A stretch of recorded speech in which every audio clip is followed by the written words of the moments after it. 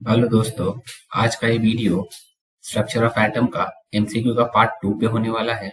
इसके पहले पार्ट में हमने 15 क्वेश्चंस देखे थे और ये पार्ट में भी हम 15 और क्वेश्चंस देखेंगे।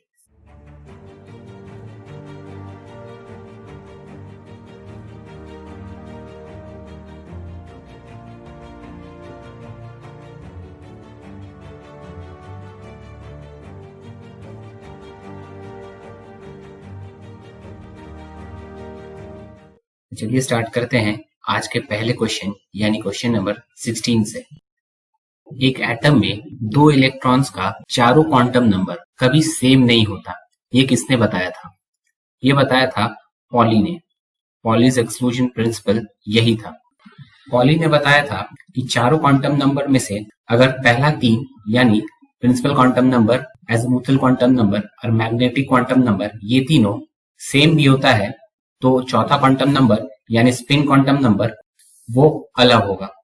एक ऑर्बिटल में बस दो ही इलेक्ट्रॉन रह सकता है, तो एक का स्पिन अगर क्लॉकवाइज होगा तो दूसरे का एंटी क्लॉकवाइज होगा। तो इसी कारण पॉली ने बोला कि एक एटम में दो इलेक्ट्रॉन्स का चारों क्वांटम नंबर कभी सेम नहीं हो सकता। स्ट्रक्चर ऑफ एटम में मोस्टली यही चारों रूल्स या प्रिंसिपल पूछे जाते हैं। पहला हुन्स रूल, दूसरा पॉलीज एक्सक्लूजन प्रिंसिपल, तीसरा ऑफ-बॉब प्रिंसिपल और चौथा हाइजेनबर्ग्स अनसर्टेनिटी प्रिंसिपल। हुन्स रूल के अनुसार इलेक्ट्रॉन का पेयरिंग तब तक नहीं हो सकता जब तक हर एक ऑर्बिटल में एक एक इलेक्ट्रॉन ना चला गया हो। सपोज ये डी ऑर्बिटल में हमें 7 इलेक्ट्रॉन फिलअप करना है, तो सबसे पहले हम एक एक इलेक्ट्रॉन इसमें देंगे, फिर अब पेयरिंग स्टार्ट होगा क्योंकि पांचों ऑर्बिटल में एक एक इलेक्ट्रॉन चला गया है। तो ये था हुन्स रूल। ऑफ-बॉब प्रिंसिपल बताता है कि इलेक्ट्रॉन उस ऑर्बिटल में पहले जाएगा जिसका एनर्जी कम है, और वो एनर्जी निकालने का फॉर्मूला है n+l रूल। n यानी प्रिंसिपल क्वांटम नंबर और l यानी एजीमुथल क्वांटम नंबर। सपोज मान ले ये सारे सबशेल्स हैं 1s 2s 2p 3s 3p 3d 4s। तो अगर n+l रूल लगाएं तो इसका वैल्यू होगा 1, इसका वैल्यू होगा 2 क्योंकि l का वैल्यू s के लिए 0 होता है, p के लिए l का वैल्यू 1 होता है।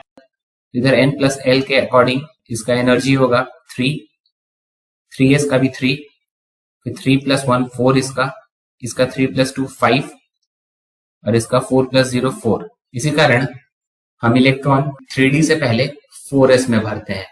ऑफ बाउ का मतलब बिल्डिंग अप, ये याद रखिएगा। फिर हाइजेनबर्ग्स अनसर्टेनिटी प्रिंसिपल, इसके अकॉर्डिंग एक इलेक्ट्रॉन का एग्जैक्ट पोजीशन और मोमेंटम एक साथ निकालना इम्पॉसिबल है। आगे बढ़ते हैं। पुराने सारे डॉक्यूमेंट्स को पढ़ने के लिए हम कौन सा इलेक्ट्रोमैग्नेटिक रेडिएशन यूज करते हैं? तो हम इसके लिए एक्सरे का यूज करते हैं। स्विट्जरलैंड में इसका खोज हुआ था और इस टेक्नोलॉजी को बोला जाता है X ray computed tomography. CT scan का भी जो फुल फॉर्म होता है कंप्यूटेड टोमोग्राफी स्कैन होता है। आते हैं अगले क्वेश्चन पे। इनमें से एवोगाड्रो नंबर का वैल्यू कौन सा है?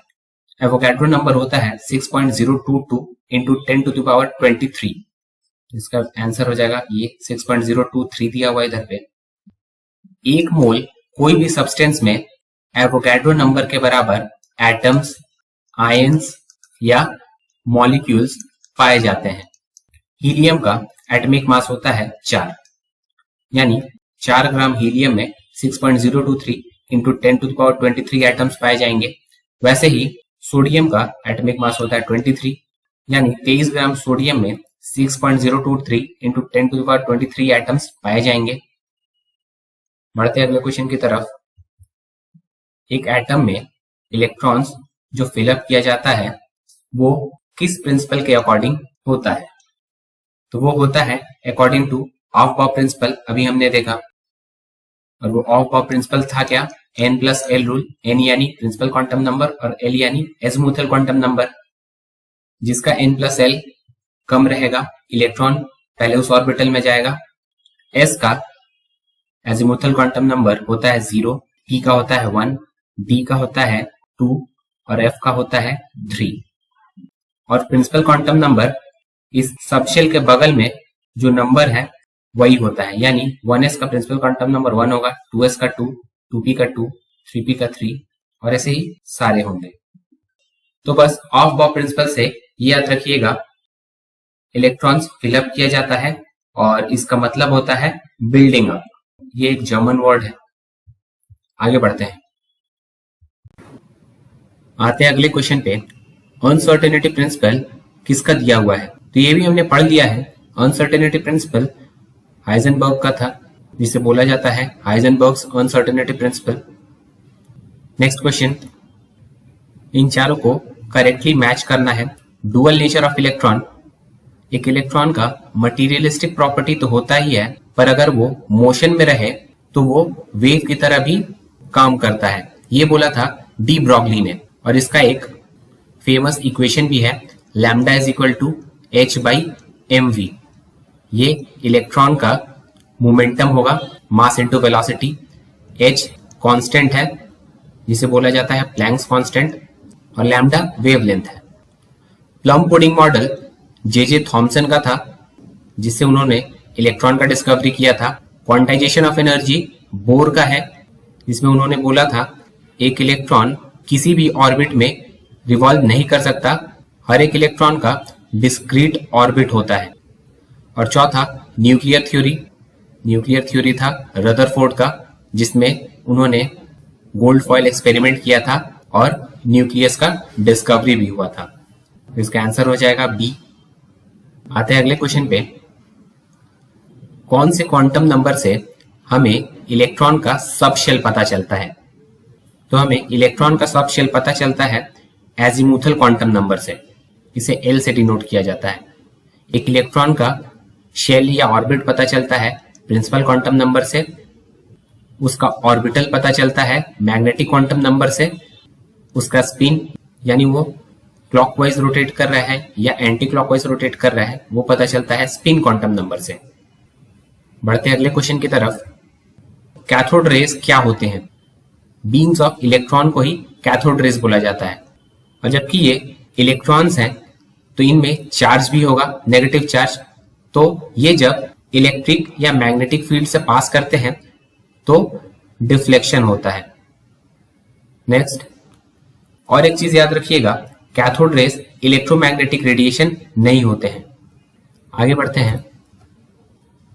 न्यूट्रॉन का डिस्कवरी किसने किया था? तो न्यूट्रॉन का डिस्कवरी किया था जेम्स चैडविक ने। जेम्स चैडविक ने न्यूट्रॉन का डिस्कवरी 1932 में किया था और इसके लिए उन्हें नोबेल प्राइज भी मिला था इन द ईयर 1935।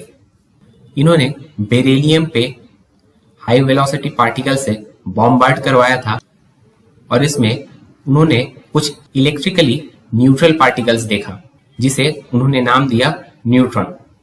वैसे ही प्रोटॉन का डिस्कवरी गोल्डस्टीन ने किया था और इलेक्ट्रॉन का डिस्कवरी जे थॉमसन ने। आगे बढ़ते हैं।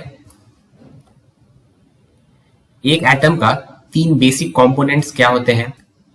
वेरी इजी, इलेक्ट्रॉन, प्रोटॉन और न्यूट्रॉन। इसका आंसर हो जाएगा ए। एक एटम में एक न्यूक्लियस होता है और ऑर्बिट्स होते हैं जिसपे इलेक्ट्रॉन्स रिवॉल्व करते हैं। ये न्यूक्लियस में न्यूट्रॉन और प्रोटॉन दोनों रहते हैं, जिसे हम न्यूक्लियॉन्स बोलते हैं। तो अगर एग्जाम में पूछे न्यूक्लियॉन्स क्या होते हैं तो बोलिएगा प्रोटॉन प्लस न्यूट्रॉन। आगे बढ़ते हैं। इन चारों में से सबसे ज्यादा वेवलेंथ किसका है? इसके लिए ये चार्ट देखिए आप। ये इंक्रीजिंग ऑर्डर ऑफ वेवलेंथ का चार्ट है, यानी गामा रे का वेवलेंथ सबसे कम होता है और रेडियो वेव्स का वेवलेंथ सबसे ज्यादा होता है। इसे ऑर्डर वाइज याद कर लीजिएगा, एग्जाम में क्वेश्चन पूछता है इसको लेके। और इसी को अगर आप रिवर्स कर दीजिएगा तो वो बन जाएगा फ्रीक्वेंसी का ऑर्डर। यानी अगर पूछे इन सातों इलेक्ट्रोमैग्नेटिक वेव्स में से किसका फ्रीक्वेंसी सबसे ज्यादा है तो गामा रेज का होगा। इधर पे जो सबसे कम है उधर पे वो सबसे ज्यादा हो जाएगा।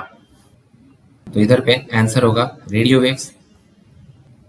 प्लैंक कांस्टेंट का वैल्यू कितना होता है? तो प्लैंक कांस्टेंट होता है 6.64 × 10⁻³ -34। ये वही प्लैंक कांस्टेंट है जिसे हम डी ब्रॉगलीज इक्वेशन में यूज करते हैं, lambda is equal to h by M v. Next question, इन चारों में से फोटोन किसे कहते हैं? तो फोटोन हीलियम एटम में से 2 इलेक्ट्रॉन आप निकाल देते हैं तो वो फोटोन बन जाता है। हीलियम एटम में 2 इलेक्ट्रॉन और 2 प्रोटॉन होते हैं, तो इसमें से अगर आप 2 इलेक्ट्रॉन निकालेंगे तो ये बनेगा He2+, तो इसे ही हम फोटोन बोलते हैं। बढ़ते हैं अगले क्वेश्चन की तरफ। एक एटम में हम न्यूट्रॉन कैसे कैलकुलेट कर सकते हैं? तो न्यूट्रॉन निकालने का फॉर्मूला होता है mass number minus atomic number. अगर हम सोडियम एटम को लें तो उसका मास नंबर होता है 23 और एटॉमिक नंबर होता है 11। मास नंबर यानी उसमें कितना न्यूट्रॉन है और कितना प्रोटॉन है। तो एक न्यूट्रल एटम में जितना नंबर ऑफ इलेक्ट्रॉन्स होंगे उतना ही नंबर ऑफ प्रोटॉन्स भी होंगे। तो इसमें भी 11 प्रोटॉन होंगे और बचा हुआ यानी 12 ये होगा न्यूट्रॉन। तो 23 में से 11 यानी इसका एटॉमिक नंबर अगर आप घटाएंगे तो हमें न्यूट्रॉन मिल जाएगा। तो याद रखिएगा, मास नंबर से अगर एटॉमिक नंबर घटाएंगे तो हमें न्यूट्रॉन मिलता है। Next, the distance between 2 consecutive crest या 2 कंसेक्यूटिव ट्रफ, इसे क्या बोलते हैं? ये वेव्स का क्वेश्चन है। याद रखिएगा, वेव्स जनरली 2 तरह के होते हैं, एक मैकेनिकल वेव्स, एक non mechanical waves. Mechanical waves वो वेव्स होते हैं जिनको कोई मीडियम लगता है ट्रैवल करने के लिए, फॉर एग्जांपल साउंड। और नॉन मैकेनिकल वेव्स वो वेव्स होते हैं जिनको कोई मीडियम नहीं लगता है ट्रैवल करने के लिए। इसका बेस्ट एग्जांपल है लाइट। और जितने भी इलेक्ट्रोमैग्नेटिक वेव्स है सारे नॉन मैकेनिकल वेव्स होते हैं। मैकेनिकल वेव्स 2 पार्ट में डिवाइडेड है, एक होता है ट्रांसवर्स वेव और एक होता है लॉन्गिट्यूडनल वेव्स। तो ट्रांसवर्स वेव में हमें क्रेस्ट और ट्रफ देखने को मिलता है। ट्रांसवर्स वेव ऐसा होता है, मीन पोजीशन से ये हाईएस्ट जो डिस्टेंस है इसे एम्पलीट्यूड बोला जाता है। ये जो ऊपर में वेव बना है इसका जो हाईएस्ट पॉइंट है इसे बोलेंगे क्रेस्ट। तो इसका क्रेस्ट होगा ये पार्ट और इसका क्रेस्ट होगा ये पार्ट। और जो नीचे में वेव बना है इसका जो हाईएस्ट पॉइंट है उसे कहेंगे ट्रफ। तो इसका ट्रफ ये है और ये वेव का ट्रफ ये है। तो 2 कंसेक्यूटिव क्रेस्ट का जो डिस्टेंस होगा वही डिस्टेंस 2 कंसेक्यूटिव ट्रफ का भी होगा और इसे बोला जाता है वेवलेंथ और इसे डिनोट किया जाता है लैम्डा से। याद रखिएगा, 2 कंसेक्यूटिव क्रेस्ट या 2 कंसेक्यूटिव ट्रफ को वेवलेंथ बोला जाता है और क्रेस्ट और ट्रफ हमें ट्रांसवर्स वेव में देखने को मिलता है। यही अगर हम लॉन्गिट्यूडनल वेव का बात करें तो लॉन्गिट्यूडनल वेव में हमें कंप्रेशन और रेरफैक्शन मिलता है। लॉन्गिट्यूडनल वेव कुछ इस प्रकार का होता है। ये देखिए, इधर पे वेव कंप्रेस्ड है और इधर पे फैला हुआ है। तो 2 कंप्रेशन के बीच में जो डिस्टेंस है या जो रेरफैक्शन के बीच में जो डिस्टेंस है उसे भी वेवलेंथ बोला जाता है पर लॉन्गिट्यूडनल वेव के केस में। तो याद रखिएगा, कंप्रेशन और रेरफैक्शन हमें लॉन्गिट्यूडनल वेव्स में देखने को मिलता है। तो इधर पे खत्म होता है अपना स्ट्रक्चर ऑफ एटम का 30वां क्वेश्चन। आशा करता हूं आपको सारे क्वेश्चंस पसंद आए होंगे। अगर आपको ये सारे क्वेश्चंस हमारे वेबसाइट पे देखना है तो हमने अपना वेबसाइट का लिंक डिस्क्रिप्शन बॉक्स में दे दिया है, उसे भी जरूर देखें। मिलते हैं अगले वीडियो में, तब तक के लिए goodbye and thanks for watching.